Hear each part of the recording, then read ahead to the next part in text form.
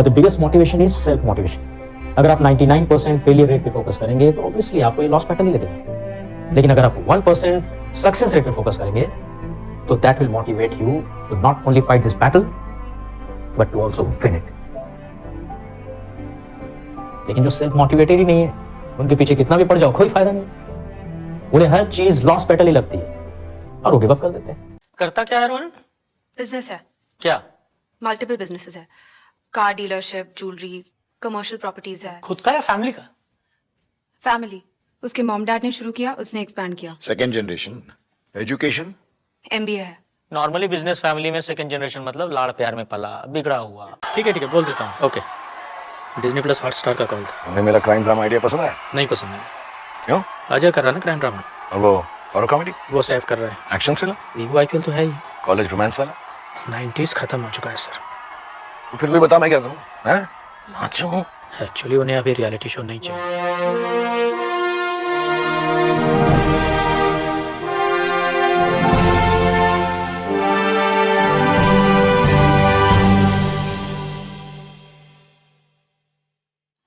नमस्कार दोस्तों, मैं हूं अल्पना सुहासिनी और एक बार फिर से हाजिर हूं आप सभी के लिए लेकर आप सभी का पसंदीदा कार्यक्रम लेट्स टॉक। जी हाँ, आइए गुफ्तगू करें, आइए बातचीत करते हैं।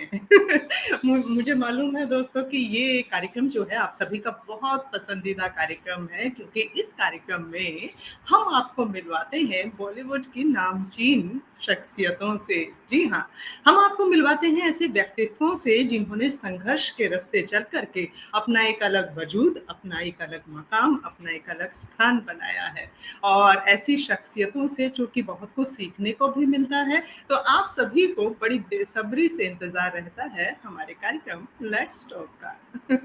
लेकिन दोस्तों, अपने मेहमान तक हम आपको लेकर चलेंगे, लेकिन थोड़ी सी बातें, थोड़ी सी गुफ्तगू हम भी कर लेते हैं। दोस्तों, आप सब जानते हैं कि बॉलीवुड इंटरनेशनल फिल्म फेस्टिवल का ये चौथा साल है। जी हाँ, पिछले 3 साल में बॉलीवुड इंटरनेशनल फिल्म फेस्टिवल ने जो धमाल और कमाल किया, क्या ही कहने।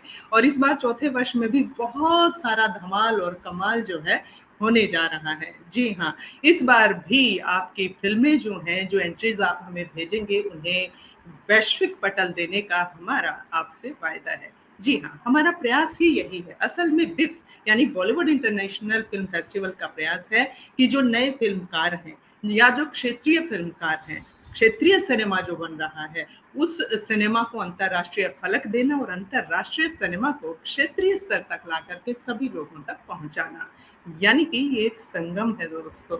जी हाँ, क्षेत्रीयता का, आंचलिकता का और वैश्वीकरण का एक अद्भुत संगम है बॉलीवुड इंटरनेशनल फिल्म फेस्टिवल। तो अब ये सब सुनकर के आपको लग रहा होगा कि हम कैसे हिस्सा हो पाएंगे बिफ का।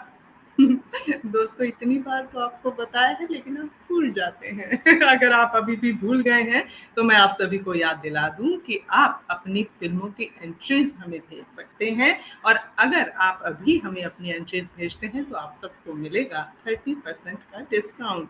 जी हाँ, ये एक सुनहरी मौका है और निश्चित तौर पर इसे गंवाना नहीं चाहिए दोस्तों। और आप चाहे फीचर फिल्में बनाते हो, चाहे शॉर्ट मूवीज बनाते हो, चाहे डॉक्यूमेंट्रीज बनाते हो, या फिर आप बनाते हो म्यूजिक वीडियोस, या आप लिखते हो सिनेमा पर पुस्तकें, यानी किसी भी तौर आप सिनेमा से जुड़े हैं, तो आप अपनी एंट्रीज हमें भेज सकते हैं। और एंट्रीज भेजने के लिए आप हमें भेज सकते हैं फिल्म फ्रीवे के माध्यम से, WFCN के माध्यम से, और साथ ही साथ हमारी जो वेबसाइट है www.bifmumbai.com, उसके माध्यम से भी अपनी एंट्रीज जो हैं हमें भेज सकते हैं।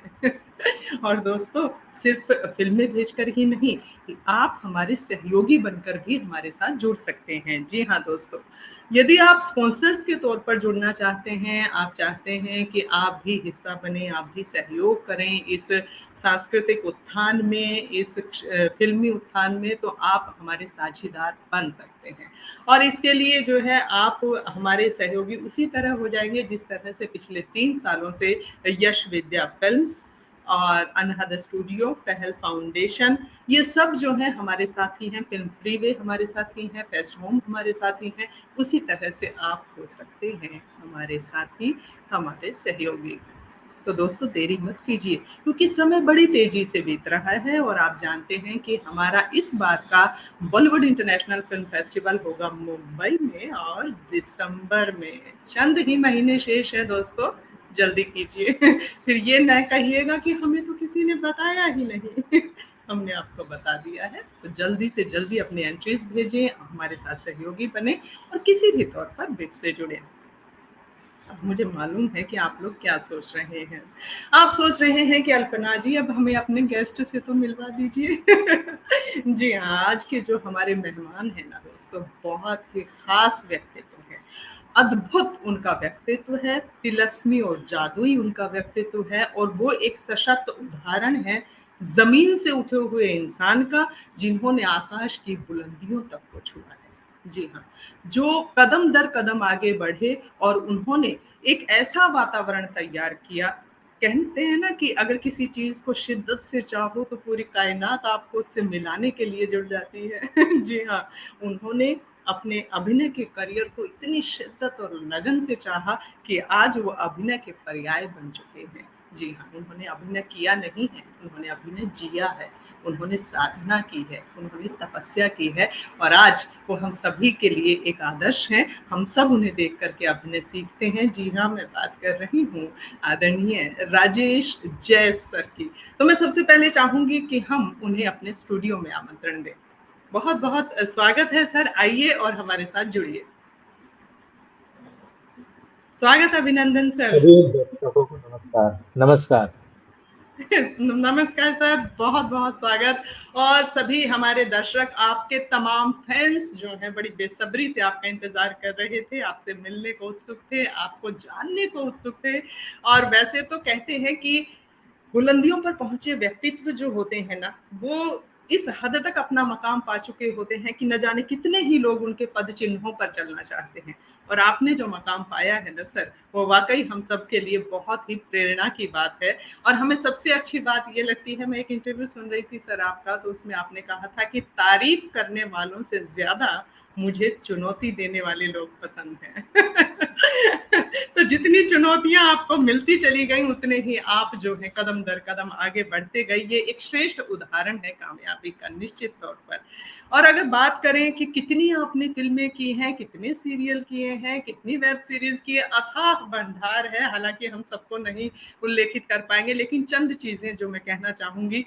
और डार्लिंग ये है इंडिया से जो आगाज हुआ और गांधी में जिस संजीदगी से वो अभिनय किया गया, और उसके बाद सोनू के टीटू की स्वीटी का जो सफर रहा, कलंक, तू झूठी में मक्कार, अजब सिंह की गजब कहानी, करीम मोहम्मद, राजी, वनरक्षक और रॉकेट सिंह, एयरलिफ्ट, रब ने बना दी जोड़ी, और लंबी श्रृंखला जो है फिल्मों की। और हर फिल्म में सबसे बड़ी बात, हर बार किरदार अलग, एक अलग अंदाज, एक अलग पहचान और एक अलग ही शख्सियत और रुआब आपका देखने को। और थिएटर की अगर बात करें तो थिएटर में भी इतनी शिद्दत, समर्पण और लगन से आपने काम किया कि अभी हाल ही में आप अमेरिका की यात्रा से लौटे हैं। मुगले आजम का जो धमाकेदार शो वहां पर हुआ, क्या आपने भारत का मस्तक जो है गर्व से ऊंचा किया है सर। सलाम है आपके ऐसे बहुआयामी व्यक्तित्व को। और एक और बात बता दूं दर्शकों, शायद कम लोग जानते होंगे कि आप सिर्फ अभिनेता नहीं हैं,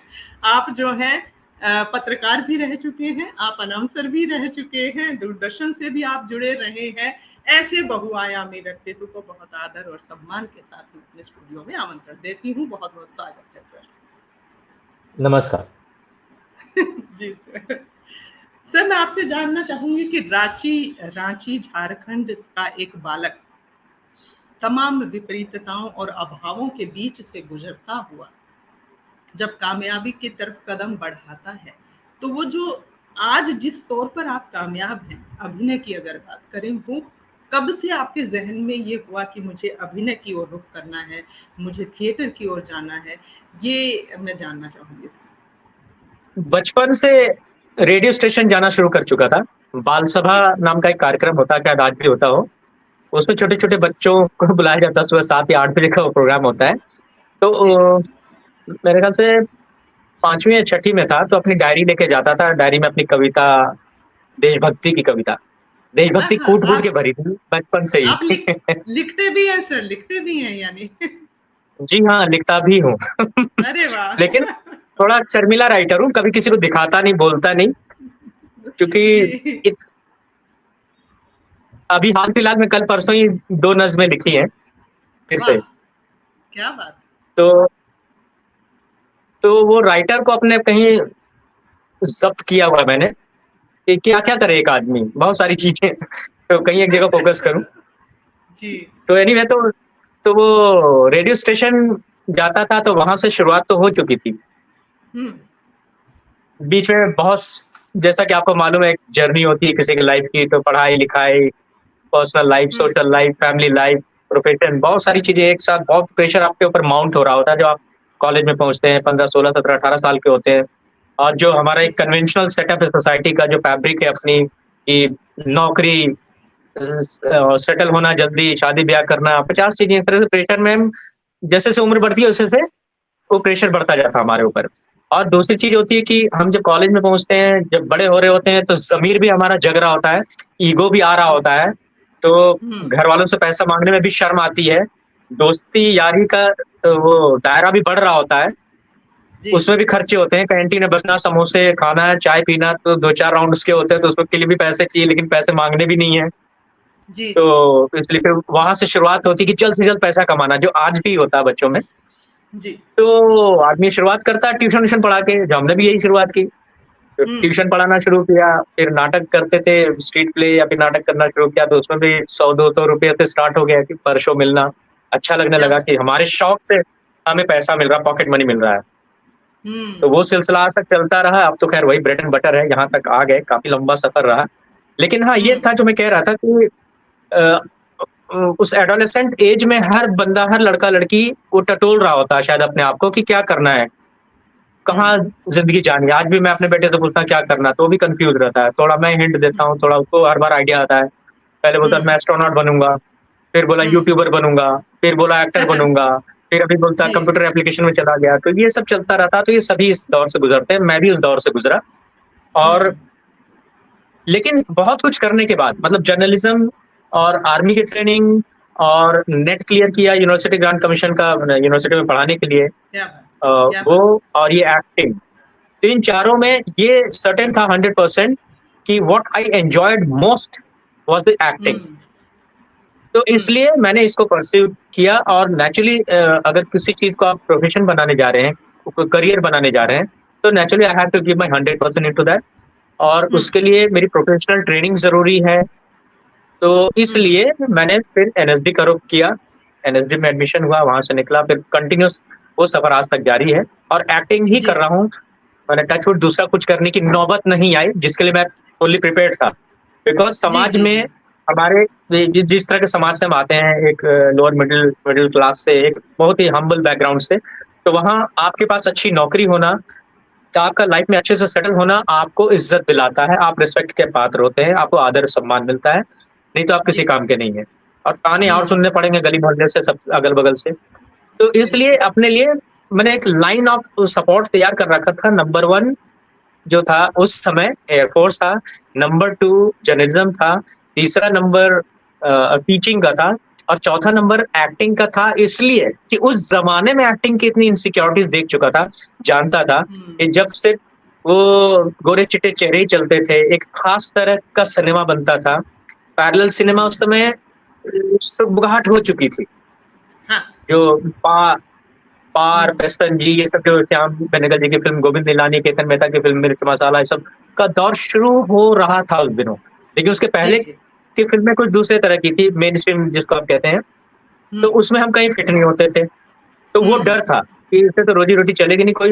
ये हम सुनते थे कि पठान होता है, जो गेट फ़िल्म के स्टूडियो के गेट पे खड़ा रहता है, धक्के मार के बाहर कर देता है, और बम्बई हाँ। पहुँचना तो अपने आप में एक बिल्कुल सपने जैसा था, और जी, उतनी बेइज़्ज़ती सहने की हम में ताकत नहीं थी, आज भी नहीं है, आज तो और भी ज़्यादा नहीं है क्या ना? बात! ज़मीर का टोकरा सबसे पहले सर पे है, उसके बाद काम-धाम करते रहेंगे, ज़मीर पहले। तो जी, वो जी, सेल्फ जी, रिस्पेक्ट ज़मीर की वजह से वो 3 प्रोफ़ेशन जो मैंने ज़िक्र किया, वो पहले थे, और हुँ, सबसे लास्ट में था एक्टिंग का, जो हुँ, समय का चक्र कुछ ऐसा चला कि ये नंबर 4 वाला सबसे वेरी पहले आ गया, बाकी सब सेकेंडरी हो गए, कि अगर एक प्रोफ़ेशन में क्लिक नहीं किया, तो सेकंड लाइन ऑफ डिफेंस तैयार है, सेकंड में क्लिक नहीं किया, तो तीसरा तैयार है, तीसरा नहीं तो चौथा तैयार है, और और ये इसलिए भी करना पड़ा कि समाज में एक इज्जत आदर के लिए और अपनी जगह के लिए, एंड अपार्ट फ्रॉम दैट कि just because of my choice, my hobby, my family should not suffer. कि मुझे तो शौक है एक्टिंग का, लेकिन घर में दाना नहीं है, तो मैं फैमिली को क्यों सफर करूं? तो in that case I should not have married, है ना? उस हिसाब से तो फिर फैमिली नहीं बसानी चाहिए। लेकिन फैमिली भी बसानी थी, वो भी थी कि भैया फैमिली भी बसाना, करना सब है वो जो सदियों से चला आ रहा है, जो परिपाटी बुक किताबी रूप से, वो सारी चीजें वही करनी है, सारी हरकत वही करनी है, शादी ब्याह बाल बच्चे घर परिवार सब करना है। तो इसलिए वो सेफ्टी के लिए ये सब चीजें मैंने की थी। और and I feel today that I am very fortunate that I am pursuing the 4th number which was closest to my heart, and I can afford to do this now because अब हालात बदल चुके हैं। जी जी जी और आप ही लोगों ने ये हालात बदले भी हैं, मैं ये भी कहूंगी। आप लोगों का जो तमाम संघर्ष रहा, अब जाके सूरत बदलनी शुरू हुई है सिनेमा में असल में। और चुनिंदा लोग हैं आप लोग जो थिएटर के निकले आर्टिस्ट हैं, जिनके कांधों पर अक्सर फिल्म चलती है। मेरा ये मानना है कि जो प्रशिक्षण होना और उसके बाद सिनेमा में जाना ना, वो बहुत जरूरी है कहीं ना कहीं। हालांकि आजकल बच्चे इस पे ध्यान नहीं देते, शक्लो सूरत और उसी से चल पड़ते हैं, लेकिन प्रशिक्षण के साथ गए भीड़ से अलग नजर आते हैं लोग, हमेशा हमने देखा। और एक ये भी बात मैंने देखी सर कि थिएटर जब हम कर रहे होते हैं तो थिएटर का एक अलग जुनून है, एक अलग दुनिया है। वहां पर आपको फिर कुछ नहीं चाहिए, फकीराना मिजाज हो जाता है आपका, आप उसी में ही समर्पित हैं, उसी में खुश हैं, वो तालियां ही आपको जो है खाने का ही आनंद दे देती हैं। और कई लोग ये भी फैसला करते हैं कि या एनएसडी में भी ज्यादातर सुगबुगाहट रहती है कि हमें सिनेमा में नहीं जाना, या सिनेमा में जाने वालों को बहुत ज्यादा अच्छे उससे नहीं वो किया जाएगा, क्योंकि वो आपको जीना सिखाते हैं अभिनय को। तो ऐसा कुछ स्थिति आई कि आपने कभी सोचा हो कि मैं चलूं उस दुनिया की ओर, सिनेमा की ओर, और आपको भी लगा हो कि ठीक है या गलत, उस तरह से? नहीं, एनएसडी भी आया। तो सच बताऊं, कहीं ना कहीं नौकरी दिमाग में था कि लाइफ सेटल करनी है। मतलब मेरे कोलीग से कभी पूछेंगे तो बताएंगे कि मेरे कमरे में हॉस्टल में हर सप्ताह एम्प्लॉयमेंट न्यूज की कॉपी आती थी। मैं वो 5 रुपए में खरीद के लाता था बंगाली मार्केट से, और वो पढ़ता था और उसको देखता रहता था वैकेंसी कि एनएसडी की डिग्री के बाद कहीं इसी मिजाज की कोई नौकरी मिल जाएगी, मिजाज यही रहेगा लेकिन सेटल्ड नौकरी भी रहेगी, ऐसा था। तो वो भी कोशिश कर रहा था। और इसी चक्कर में मैंने एनएसडी से पास होने के बाद यूनिवर्सिटी ग्रांट कमीशन का जो नेट एग्जाम होता है, national eligibility for teaching net, जिसमें जूनियर रिसर्च फेलोशिप और पीएचडी होती है, तो वो मैंने दिया और एक बार में क्लियर भी कर लिया।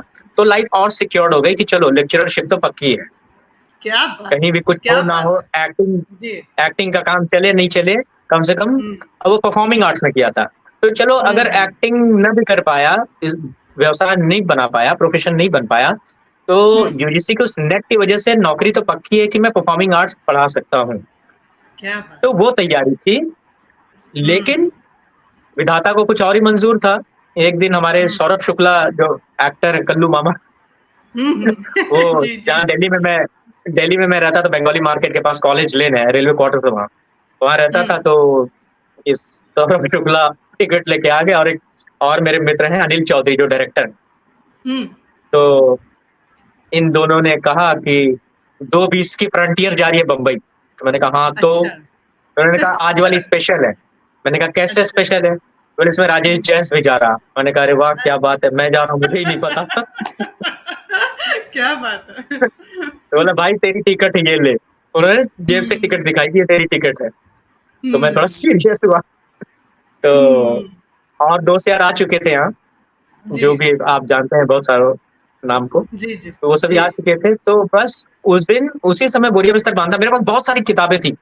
किताबें क्या थी, मतलब जेरोक्स कॉपी करवाई थी। जो महंगी किताबें होती थी उनका एनएसडी के अंदर जब हम स्टूडेंट थे तो सब्सिडाइज रेट पे जेरोक्स होता था, फोटोस्टेट। तो उन सब महंगी किताबों का फोटोस्टेट निकलवाया हुआ था, पूरा सूटकेस भर के किताबें थी। क्योंकि ये मान चुका था कि अब यूनिवर्सिटी में पढ़ाना, दिल्ली यूनिवर्सिटी में तो किताबें तो होनी चाहिए पढ़ाने के लिए। तो 2 सूटकेस भर के वो किताबें थी।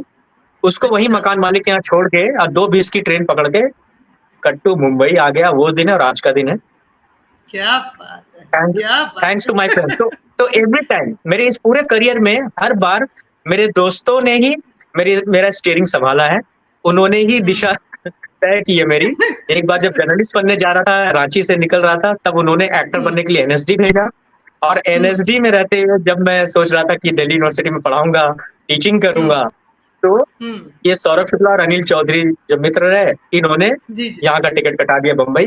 और यहाँ आए तो भी कहानी है कि जी। दूसरे मित्रों ने, जैसे जीतू शास्त्री जी, जिनकी अभी डेथ हो गई, हमारे एनएसडी के सीनियर ही हैं, वो थे, और मनोज बाजपेयी। ये जी कोई एक सीरीज बन रहा था, मैं भी डिटेक्टिव नाम से, उसमें वो लोग कर रहे थे। तो मनोज बाजपेयी नहीं कर पा रहे थे फॉर सर्टेन रीजंस, तो इन दोनों ने मुझे वहां इंट्रोड्यूस कर दिया डायरेक्टर के पास। वो डायरेक्टर थे आदि पोचा, जिन्होंने पहला डेली सोप शांति बनाया था। तो उसके पास इंट्रोड्यूस कर दिया कि अच्छा एक्टर है, ऐसा ऐसा करके जो होता है। तो ये रात में 12 बजे की बात है, उनके टेंट हाउस में हम गए। तो वर्सोवा में तो उन्होंने 3-4 सिचुएशन दिए इम्प्रोवाइजेशन करने के लिए। मैंने इम्प्रोवाइजेशन किया and he was very happy कि okay you are on, you will be shooting with us day after tomorrow, ऐसा कुछ बोल के ये पैसे मिलेंगे, ऐसा तय हो गया। तो वो मैंने शूट किया। फिर उसी डायरेक्टर ने, वो पहला डेली शो बना रहे थे शांति, उसमें उन्होंने मुझे कास्ट किया। क्या बात। तो वहां से जो सिलसिला चला, अच्छा वो था फोटो बायोडाटा लेकर ऑफिस टू ऑफिस घूमने का दौर था वो। लेकिन जस्ट बिकॉज ऑफ दिस शांति मेरा रोलिंग शुरू हो गया। मैंने मंथ एंड में पिंक स्लिप आने लगे और मैं सिक्योर्ड हो गया फाइनेंशियली और जॉब वाइज। बाकी सब लोग बहुत खाली बैठे होते थे, बेरोजगार थे। I was the one who was working continuously. तो इस तरह से मुझे door to door, office to office घूमना नहीं पड़ा फोटो बायोडाटा लेके, जो मैं कर भी नहीं पाता। वो मेरे अंदर, हाँ वो मेरे अंदर है भी नहीं, वो मैं कभी नहीं कर पाता। और उसके वजह से थोड़ी स्टेबिलिटी आई, थोड़ा बैंक बैलेंस बना, मोटरसाइकिल ले ली, एक मारुति 800 ले ली, इस तरह से काम चल पड़ा। एक छोटा सा घर ले लिया मैंने, कमरा कह लीजिए यहाँ की भाषा में। तो मतलब उस दुर्दिन से बच गया मैं, जो मैं नहीं कर सकता था। शायद ये बहुत बड़ा आशीर्वाद रहा भगवान का, शायद उनको मालूम था कि ये कर नहीं पाएगा तो उसको थोड़ा बैकअप दे दें। तो उसकी वजह से मैं टिक गया और आज तक टिका और एक्टिंग ही कर रहा हूँ। और जो बात चली थी कि लिखने का, तो लिखने का दौर नहीं आया। हालांकि चुपके शर्मा के अभी भी कभी कभी लिख लेता हूँ। गाने का बड़ा शौक था मुझे, और क्लासिकल सीखा है ना सर? क्लासिकल सीखा है? क्लासिकल बचपन में क्या हुआ कि जहाँ क्रिकेट खेलते थे ग्राउंड पे, तो उसके ग्राउंड के बगल में एक घर था, वहां से आवाजें आती थी, आरो चल रहा होता, तो सारे गामा सब चल रहा होता था। तो मैं क्रिकेट छोड़ के उस खिड़की पे खड़ा हो जाता था जहां से आवाज आ रही होती थी। वो घर था, एक विनोद पाठक जी हैं संगीत के गुरु, तो मैं खिड़की पे खड़ा रहता था। तो वो जब भी बाहर निकले किसी काम से, तो देखे उनके घर की खिड़की पे कोई खड़ा बच्चा है, तो देखते थे, नोटिस करते थे। तो एक दिन पूछा कि क्या करता रहता है यहाँ मेरे खिड़की पे खड़ा होके? मैंने कहा सर गाना सुनता हूँ। अच्छा गाना अच्छा लगता है? मैंने कहा हाँ सर अच्छा लगता है। तो इतना दिन से तुम सुन रहा, कुछ सीखा? मैंने कहा हाँ सीखा। क्या सीखा? हाँ कुछ सीखा। बोले भोपाली का आरो करके बताओ। तो भोपाली का आरो बता दिया मैंने। तो बड़े खुश हुए, बोला अरे तुम तो एकदम अच्छा गाए हो, तो सीखता काहे नहीं है? हमने कहा पैसा नहीं है। तो बोले हम पैसा मांगे हैं तुमसे, चलो आओ सीखो। तो बोला ठीक है। तो सीखने लगे। सीखते उन्होंने एग्जाम भी दिलवा दिया, प्राचीन कला केंद्र से भूषण तक करवा दिया उन्होंने। सब माले मुफ्त दिले बेरहम, है ना। तो मैंने ऐसे टीचर, तो मेरे जीवन में टीचर्स और फ्रेंड्स, इन दोनों की वजह से ही आज मैं जो भी हूँ। जैसे टीचर थे, मेरे मेंटोर हैं प्रोफेसर अजय कुमार मलखानी, जो मेरे जिस कॉलेज में मैं पढ़ता था, मारवाड़ी कॉलेज रांची में, उसमें मेरे इकोनॉमिक्स के टीचर थे। तो उन्होंने मुझे मेंटोर किया, उनकी वजह से आज मैं एक्टर हूँ। मेरे दोस्तों का सपोर्ट रहा हमेशा। तो स्कूल में भी एक पंडित सर थे जो स्काउट के टीचर थे, एनसीसी के एक सुरेंद्र प्रसाद सर थे।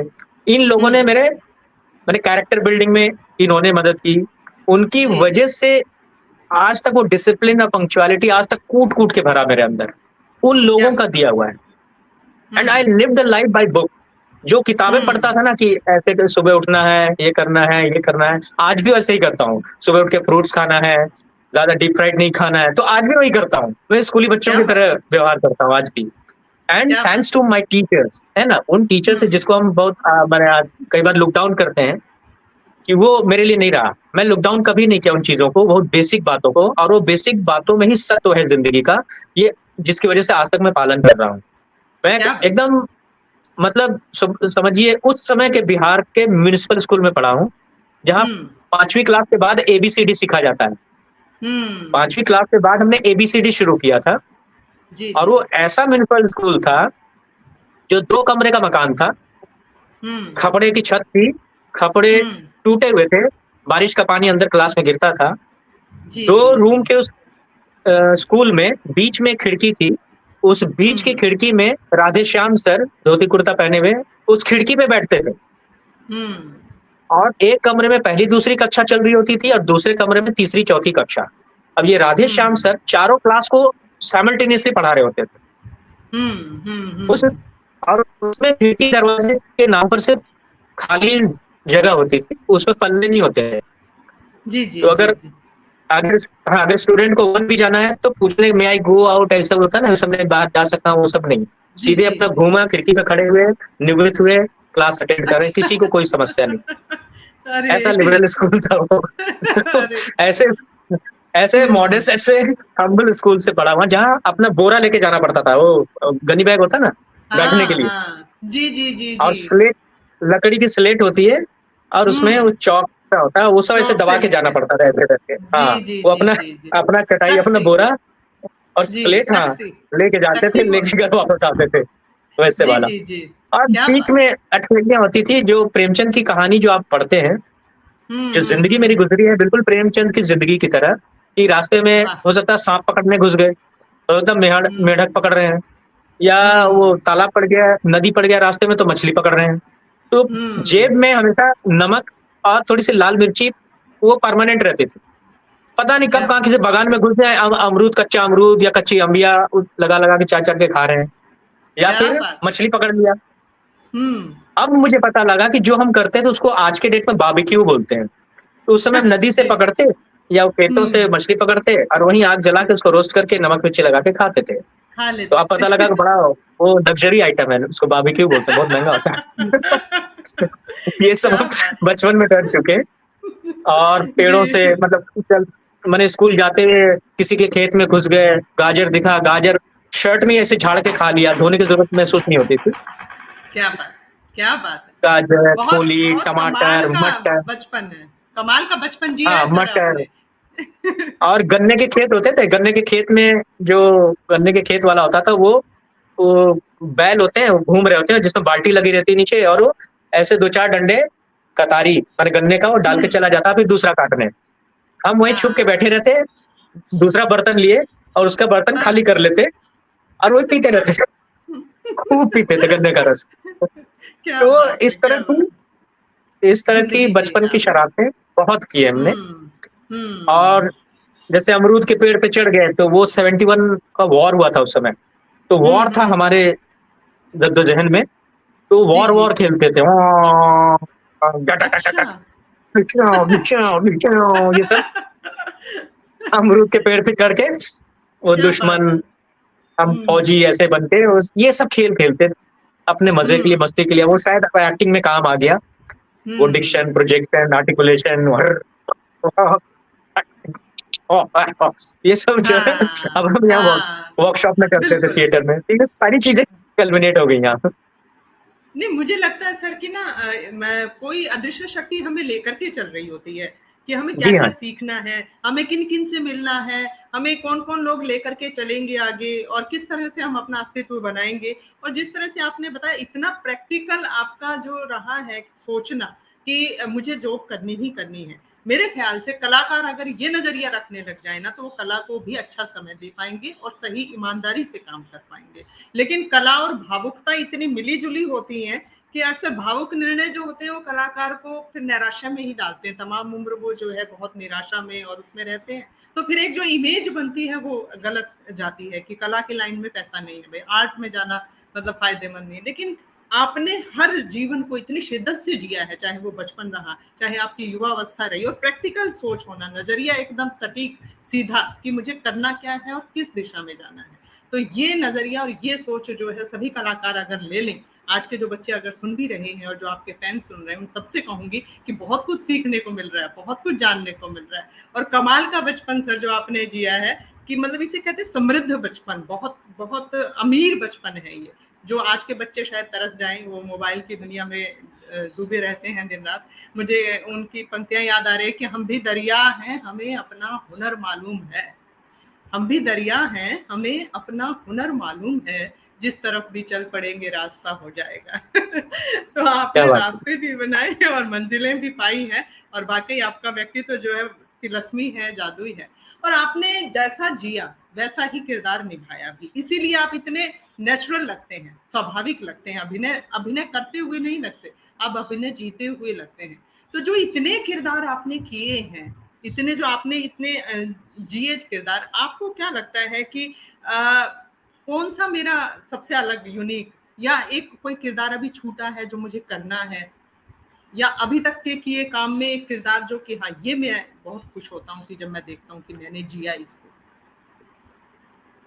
अभी तक मैं ये कहूंगा कि अभी तक मैंने अपना बेस्ट दिया नहीं है, क्योंकि मैं जानता हूं अपने आप को, मेरे हार्ड डिस्क में क्या क्या भरा पड़ा है, इमोशनल वॉल्ट में क्या क्या भरा पड़ा है, मेरे एसेट क्या क्या है, ये मुझे पता है, और what I can deliver that I know. तो वो जो ड्रीम रोल है अभी तक मेरे पास नहीं आया है। और ऐसे तो बहुत सारे काम किए हैं, मुझे अच्छा लगता है कि वैरायटी ऑफ रोल्स करना, अलग अलग मिजाज के, अलग अलग तरह के। एक जैसा करने से मैं बोर हो जाता हूँ और छोड़ के आगे भी बढ़ जाता हूँ। Like I started with comedy. वो जैसे पहला डेली सोप था जिसमें शांति में या वो कॉमिक कैरेक्टर था, उसके बाद दूसरा, उसके बाद उन्हीं प्रोड्यूसर डायरेक्टर का था सॉरी मेरी लॉरी, वो ग्रेट इंडियन कॉमेडी शो की तरह था, तो उसमें भी कॉमेडी थी। तो वो दो करने के बाद I was being branded as comedian. तो कॉल्स आते थे ऐसा, हीरो के एक दो कॉमेडियन का रोल है, मैंने कॉमेडियन का रोल क्या, तो कॉमेडी का रोल है, कॉमेडियन का रोल है, हीरो का दोस्त है, कॉमेडी करता है, ऐसे रोल्स आते थे। तो मैं बड़ा दुखी होता था, ये क्या बताने का तरीका हुआ यार, कॉमेडियन ऐसे ऐसे, तो मुझे पसंद नहीं आता था। और मतलब अब उनको कैसे समझाऊं कि हम एक ऐसे कॉम्प्रिहेंसिव ट्रेनिंग से निकले, एक होलसम ट्रेनिंग से निकले हुए हैं, होलिस्टिक ट्रेनिंग है हमारी एक्टिंग की। I am a complete actor, I consider my self a complete actor, versatile actor who can perform any kind of role, and that's my challenge. The more I am challenged, the much better I'll perform. और मैंने अपना best उन्हीं director के साथ किया जिन्होंने मुझे challenging role दिया है। उसमें से एक दो नाम जैसे याद आते हैं, उमेश पडलकर एक डायरेक्टर हैं, तो वो हमेशा मुझे वैसे ही रोल देते थे जो मैं लगता ही नहीं हूँ, ना दिखता हूँ, ना मेरा मिजाज है, ना आवाज है, उल्टे पुल्टे ही रोल देते थे। And I have done my best in that. मुझे लगता है अगर मैं कुछ एक दो रोल ऐसे नाम लूं तो मैं अपना बेस्ट उसी में से बताऊंगा, जो मैं उसके आसपास, उसकी दुनिया के आसपास ही नहीं था। लाइक एक बार उन्होंने एक रोल दिया, डेड बॉडीज जो हैंडल करते हैं, उसका हिंदी में एक नाम है जो कि अभी ले नहीं सकता मैं, because it is unparliamentary to take that name because of constitutional reasons. तो डेड बॉडी हैंडल करते हैं, उसका रोल दिया उन्होंने। अब उस तरह के किरदार से मेरा कभी पूरी जिंदगी वास्ता नहीं पड़ा, कभी मैं सामने पढ़ा नहीं, जानता नहीं उनका बात व्यवहार क्या कैसे करते हैं। तो जुहू के ऑफिस से जैसे निकला तो मेरा उसी से वो एंटीना शुरू हो गया मेरा काम का, मतलब कि अब क्या करूं, तो सीधे कूपर हॉस्पिटल रास्ते में पड़ता, कूपर हॉस्पिटल के मॉर्ग में गया। मेरे साथ मेरे दो और भी थे जूनियर एनएसडी के, और डेड बॉडीज पड़ी होती है वहां पर घुस गया उनसे परमिशन लेके। डेड बॉडीज एक के ऊपर एक, जैसे कि जैसे आटे के बोरे रखे होते हैं ऐसे रखा हुआ था, क्योंकि हमेशा वो शॉर्टेज ऑफ स्पेस होता है, तो वो जो फिल्मों में दिखाते हैं ड्रॉअर से खोल के निकाले, वो तो बहुत कम लाशें होती हैं। उसके अलावा मैंने सैकड़ों लाशें ऐसी पड़ी होती है जो अनकॉल्ड फॉर होती है। तो उनके बीच बैठा, तो जो दो मेरे जूनियर थे एनएसडी वाले, बोले राजेश भाई आप ही बैठो, आप ही को मुबारक हो, हम चले। वो तो चले गए। तो 3 दिन तक मैं उनके साथ उठा बैठा, उनकी बातचीत, उनकी दुनिया में जाने की कोशिश की, कैसे उनका जीवन चलता है, खाना पीना, रहना उठना बैठना, सुबह से शाम तक का क्या उनका दिनचर्या रहती है। तो this is how I got to know about their life, their character. So this is how I qualify this profession, कि ये प्रोफेशन जो एजुकेशन का बहुत बड़ा मीडियम है एंड ह्यूमैनिटी का बहुत बड़ा मीडियम है, कि just because of my work I get to know about different characters life, उनके वर्ल्ड को जानने का मौका मिलता है। अगर वो रोल मुझे नहीं मिलता तो जो डेड बॉडी हैंडल करते हैं उनकी जिंदगी में मैं कभी जाने का मौका ही नहीं मिलता है। मैं कभी जाने की कोशिश ही नहीं करता कि वो कहाँ रहते हैं, कितनी सैलरी होगी, क्या होती है दिनचर्या उनकी। So this is every time I am doing different kinds of role, I need to get into their world. तो उस हिसाब से मेरा एजुकेशन होता है कि ह्यूमन एजुकेशन होता है, सोसाइटी के जो डिफरेंट काइंड्स ऑफ कैरेक्टर्स हैं उनको जीने के लिए उनके बारे में जानना जरूरी होता है. So this is how I educate myself in terms of sociology, in terms of human interaction. So I am getting richer by every character. जो दूसरे प्रोफेशन में ये बात नहीं है. संभव नहीं है, संभव नहीं है. हाँ, और इसी प्रोफेशन के ही वजह से मैंने in the name of this profession I have to keep my self fit and fine spiritually, mentally, physically, क्योंकि मुझे परफॉर्म करना है. I have to deliver it. मैं उस समय एक्सक्यूज नहीं कर सकता हूँ कि इतना ऊपर नहीं चढ़ सकूंगा, यहाँ से कूद नहीं सकूंगा, या अभी खांसी आ रही है, या ये सब है. ठीक है, तो I have to keep my self fit. हाँ, अगर उस रोल के लिए मुझे वेस्ट लाइन बढ़ाना तो बढ़ाऊंगा, नहीं तो फिजिकली, मेंटली, स्पिरिचुअली मुझे always I have to be at my best, because I have to perform. और जितने टफ कंडीशन में शूटिंग होती है, आपने मेरे साथ शूटिंग किया, हम दोनों ने साथ में शूटिंग किया है 5 डिग्री. जी हाँ, जी हाँ. तो वो तू झूठी मैं मक्कार में, आप किसी लड़के की माँ बनी थी, मैं श्रद्धा कपूर का पिताजी बना हुआ था. तो आपने देखा कि कितना टफ होता है. और उस दौरान मैं 72 आवर्स कंटिन्यू शूटिंग किया. रात में आपके साथ शूटिंग करता था वहां दिल्ली में, गुड़गांव में, एकदम कड़क ठंड में. अब पूरा दिन बंबई में शूट करता था. और यहाँ शाम को फ्लाइट पकड़ के फिर वापस नाइट शूट करने जाता था, आपके साथ शूट करता था. और ये 3 नाइट कंटिन्यूस हुआ था शायद वहाँ. तो दिल्ली मुंबई, दिल्ली मुंबई, दिल्ली मुंबई.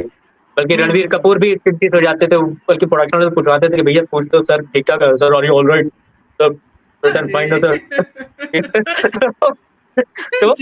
ये सब हालात आते हैं. तो उसके लिए you have to be fit physically.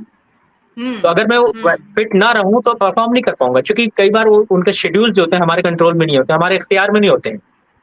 50 तरह की परमुटेशन कॉम्बिनेशंस होती हैं, लोकेशंस की टेंशन, एक्टर की डेट, मौसम का स्ट्रेस. तो इस वजह से you have to be prepared for any stressful situation.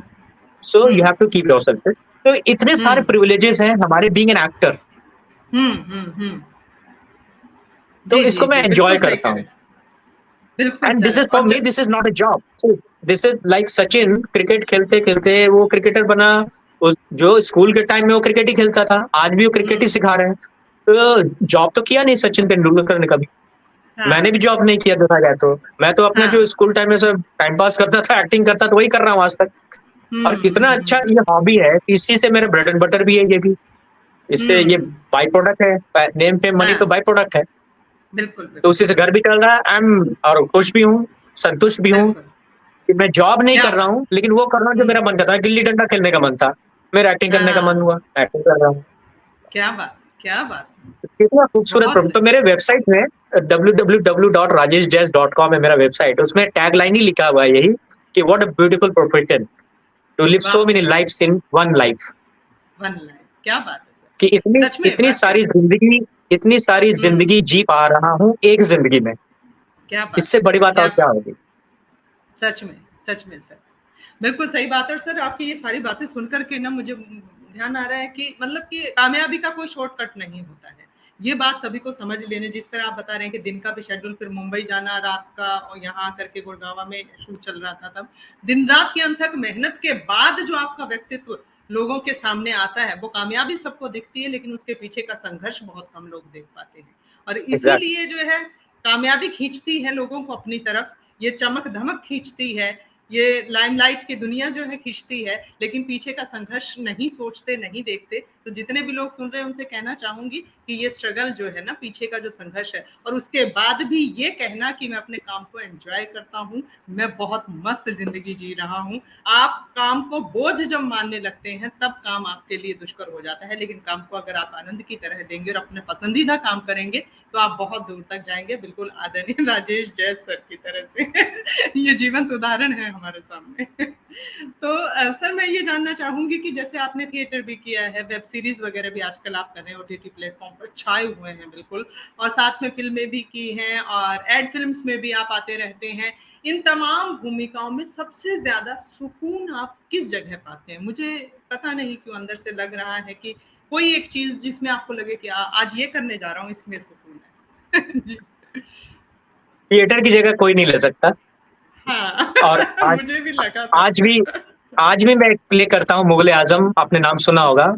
ये हिंदुस्तान का अब तक का सबसे हिट पहला ब्रॉडवे म्यूजिकल है। अभी हम 100 डे का वो ट्रिप लगा के आए यूएस एंड कनाडा। अमेरिका। वहाँ जी के जी 14 बड़े शहरों में New York, Chicago, Houston, Seattle, Vancouver, Toronto, Dallas, ऐसे 14 बड़े शहरों में शो करके आए। 100 डेज के लिए गए थे हम।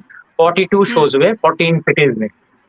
हम्म और अभी नेक्स्ट यूरोप का भी ट्रिप बन रहा है। तो वो जो नाटक करने का जो हाई मिलता है जब आप स्टेज पर चढ़ते हैं, और उसमें तो मेरा रोल भी नैरेटर का है। नैरेटर कम संतराश, एक संतराश कैरेक्टर है क्या जो बात जो एक्चुअल मुगले आजम फिल्म में गाना गाता है ना, जिंदाबाद जिंदाबाद है मोहब्बत जिंदाबाद, वो वाला क्या कैरेक्टर बात है। और इसके अलावा नैरेटर हूँ उसमें। तो नैरेटर जो शो ओपन करने से लेके शो शट डाउन करने तक वो बीच बीच में आके नरेशन देता है। जी तो जी वो रोल है। तो थिएटर करने का एक अलग किक मिलता है, यू गेट अ हाई, जो दूसरे मीडियम में वो नहीं है। और नहीं। हम आज हैं यहाँ तो थिएटर की ही वजह से हैं। और इसीलिए आज कर भी रहा हूँ कि थिएटर करना बड़ा जिगरे वाला काम है। कि जब जी आपके जी जी हजारों ऑडियंस के सामने आपके पास कोई चॉइस नहीं, नो एक्सक्यूज, मिस्टेक का जी जी कोई बहाना है ही नहीं, तो वहां पर आपको परफॉर्म करना है। तो मैं एंजॉय करता हूँ, आई रियलिश दैट टू माई कोर, और उससे जुड़ाव है। बाकी तो अलग अलग मीडियम है, वेब सीरीज करते ही हैं, फिल्म करते ही हैं, एक्ट करते ही हैं। जी बेसिकली तो जी एक्टर हैं, तो एक्टिंग जहाँ भी करवा लीजिए आप। हम्म नहीं बिल्कुल सर, मुझे लग ही रहा था कि थिएटर में आपको कसम से वो सुकून जो है ना, जो असली, क्योंकि मैं भी थिएटर से जैसे जुड़ी रही हूँ, तो वो जो आनंद आता है दर्शकों से रूबरू बातचीत का और जिस तरह से सामने ही प्रतिक्रिया पाने का, वो एक अलग आनंद है, अलग तरह की दुनिया है। और खैर फिल्मी दुनिया और इनका अपना अलग आनंद है, वो एक अलग ट्रैक है बिल्कुल ही।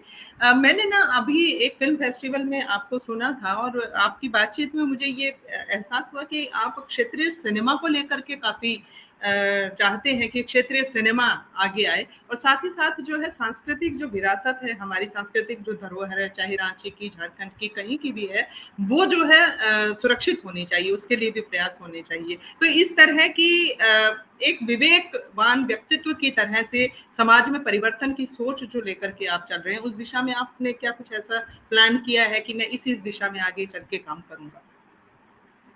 देखिए, मैं जुड़ा हुआ तो हूँ ही। पहली बात तो कि मैं रांची में पला बड़ा हूँ, वहीं पैदा हुआ हूँ, तो जो कहते हैं ना वहाँ का नमक खाया, तो वहाँ के प्रति जी जी मेरी कुछ ड्यूटीज हैं, कुछ धर्म है। और वहाँ के ट्राइबल कल्चर से मैं बहुत जुड़ा रहा हूँ। ट्राइबल बच्चों के साथ काफी समय गुजरा मेरा, उनके साथ खेला कूदा भी, तो मैं पाला बड़ा हूँ।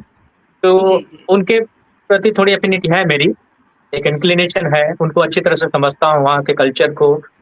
तो मेरा ये मानना है कि अभी तक मेरा एरिया, झारखंड की बात करें तो वो अच्छी तरह से एक्सपोज नहीं है वर्ल्ड वाइड, जबकि वहां पर ग्लोबल कंटेंट, ग्लोबल कंटेंट बिल्कुल इन द सेंस, हाँ, एनवायरमेंट, पोल्यूशन, स्पेस को लेकर जो ट्राइबल कल्चर में जिस तरह की सोच समझ है, जिस तरह का विजन है कि नेचर के साथ कोऑर्डिनेट करके सामंजस्यता बना रखकर आप जीवन जी सकते हैं। जैसे वहां के ट्राइबल्स को देखता था, वो पेड़ काटने में उनकी रुचि नहीं है, जो पेड़ जो सूखी जो टहनी गिरी हुई है उससे वो जलावन का काम करते हैं। जंगल में रहते हैं, लेकिन जो सूखे पत्ते हैं उसको इकट्ठा करके उसको जलाकर अपना रोजमर्रा की जिंदगी चलाते हैं। तो इस तरह के बहुत सारी चीजें हैं जो वो नेचर के साथ कोऑर्डिनेट करके चलते हैं।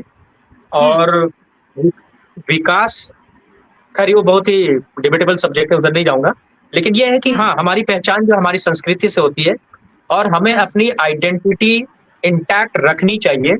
आज जो इतना लंबा 100 दिन का ट्रिप लगा के आया हूँ वेस्ट से, मतलब यूएस और कनाडा से, मैं बता रहा हूँ कि वहां जो डिस्पैरिटीज देखी, जितनी सारी चीजें देखी, तो मैं पूरे यूनिट में हम 142 लोग थे। मैंने वहां के जो 25 विदेशी जो हायर किए थे, उनके अलावा जितने लोग थे इंडियन, उनसे मैं सबसे पूछता था कि given the choice, would you like to stay back here? एक भी बंदा नहीं मिला हमारी टीम का जो ये कहे कि हाँ मैं यही बसना चाहता हूँ या चाहती हूँ। जी जी जी जी जी तो समझ, ये अपने आप बहुत बड़े सवाल का बहुत छोटा सा ये जवाब है कि सोचिए हमारे आसपास हम कितने एनरिच्ड लोग हैं, कितना कुछ है हमारे पास। आप मिडिल ईस्ट जाइए, हरियाली देखने को तरस जाएंगे। जी जी वहां just because you have so many artificial synthetic facilities, luxury in your life, that doesn't give you the holistic meaning of your life. क्या बात हमारे है, जो क्या बात। संस्कृति है, हमारे जो योग है, मेडिटेशन, मैं भी आज भी योग, मेडिटेशन ये सब करता हूँ। हम्म तो उसका जो आपके लाइफ में जो कंट्रीब्यूशन है, परोक्ष रूप से, आपको ऐसा नहीं कि ये एलोपैथी की टैबलेट है, बुखार आया है, क्रोसिन खाइए बुखार उतर गया, ये वाला जी नहीं है जी। हमारा। हमारा हाँ। एकदम इंटरनल, आपके हार्ड डिस्क में जाके अंदर से वो ठीक करने की हाँ प्रक्रिया हाँ हमारे यहाँ, बिल्कुल है बिल्कुल ना? हम बिल्कुल उस पर बिल्कुल। बिलीव हाँ करते जी। हैं जी कि जी वो जी जी स्लो, जी। धीरे धीरे धीरे धीरे, ताकि आपका सिस्टम स्वस्थ रहे, दुरुस्त रहे। हम्म और वो हम्म संस्कृति के रूप में भी है, हमारे कल्चर हम्म के रूप में भी है, हमारे खान-पान सब में उसका सामंजस्य है। हम्म बहुत बड़ा, बहुत हम्म कॉम्प्रिहेंसिव सब्जेक्ट है, यहाँ पे नहीं बताया जा सकता।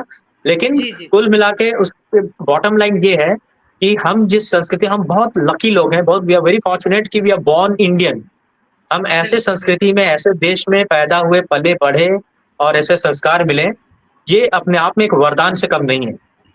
So ji we ji should ji respect ji. our culture, our identity, and this hmm space where we are right now. जी जी बिल्कुल Given बिल्कुल। the choice, I will not go and settle abroad.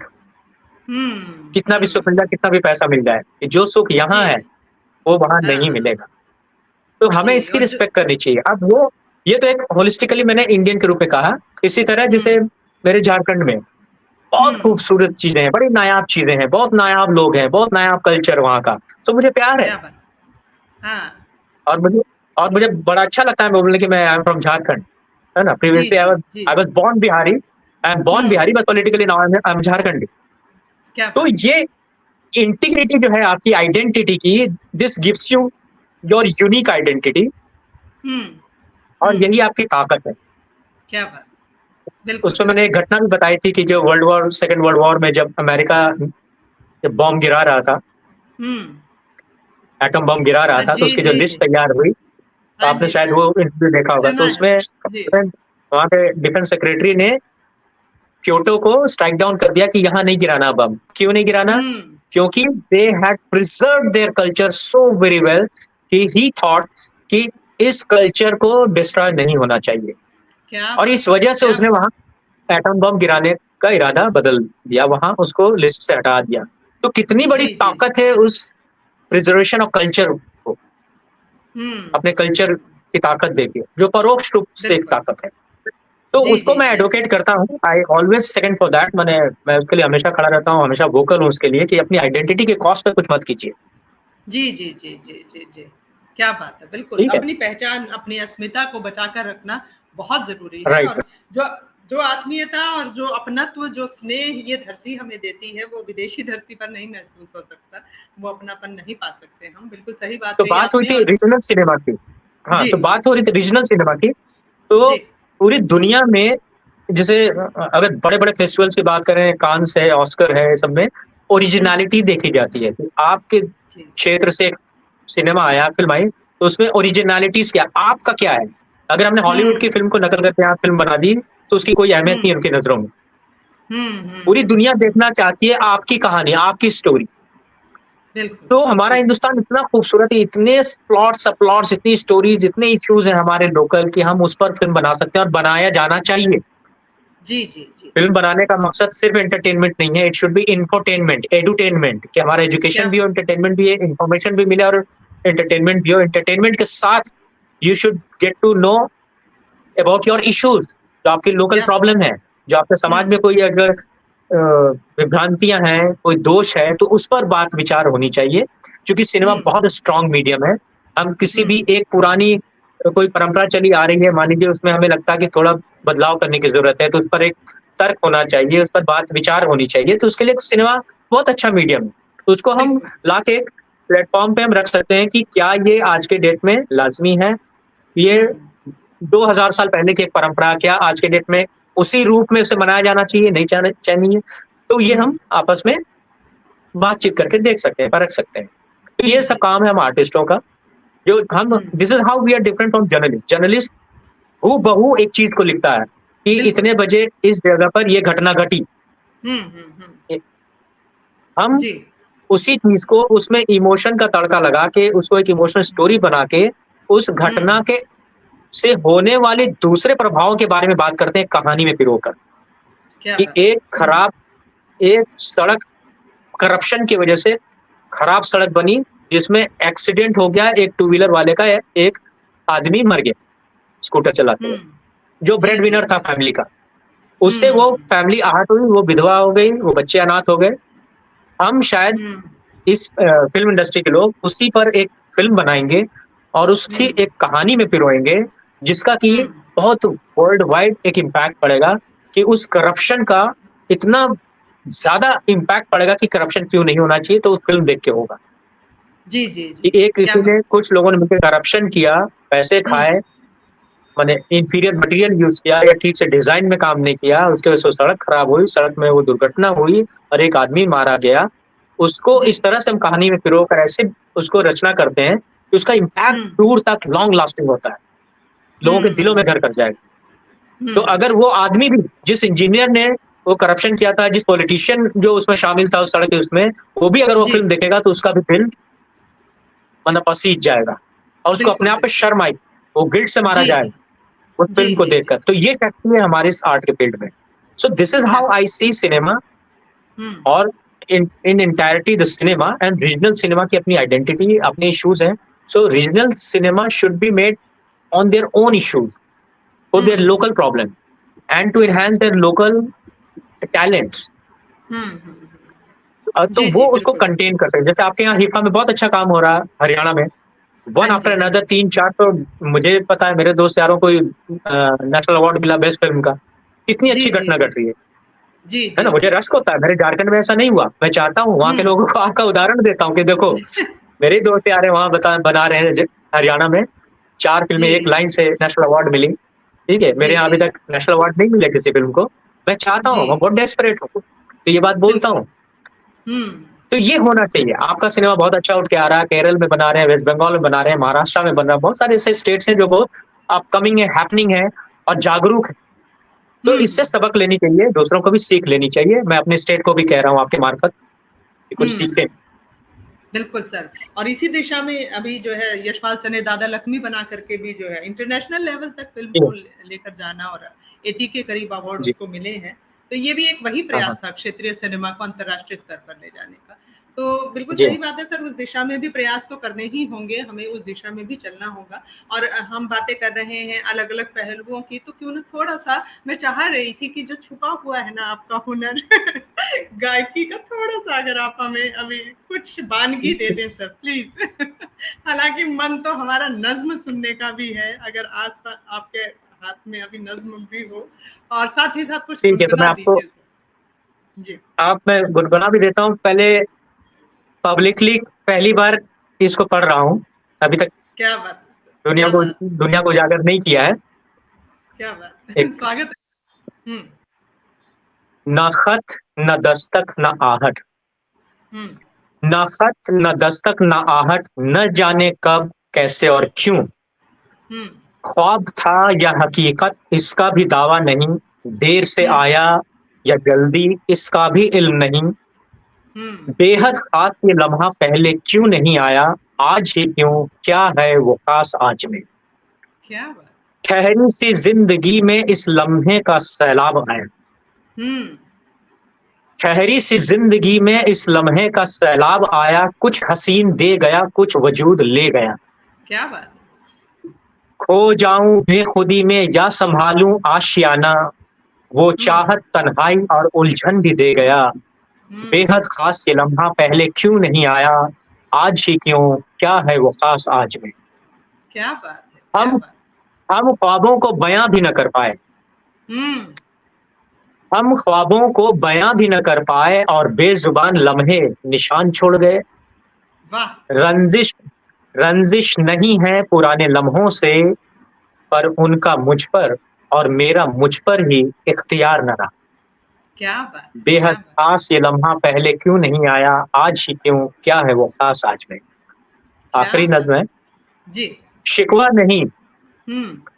नहीं शुक्र है नए लम्हों का, शिकवा नहीं शुक्र है नए लम्हों का, कि सूखते दरख्तों को वो बहार दे गए, मैं कश फिर हो जाएंगे भुला कर गम, ऐ लम्हे तू हो जा हमदम, बेहद खास ये लम्हा पहले क्यों नहीं आया, आज ही क्यों, क्या है वो खास आज में।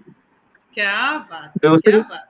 दूसरी जी, है, एक गीत के रूप में लिखा है, स्वागत है, शबनम की गीली रात ने दिन का वीराना छीन लिया, कल थे हुँ, तन्हा आज नहीं, आज का मौसम बदल गया।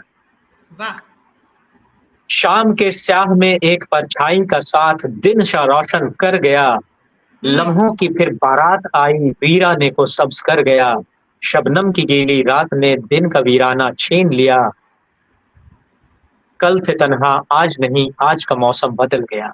क्या बात है, पता भी क्या न था पता भी न था तब जिसका पता, अब वो ही ठिकाना हो गया।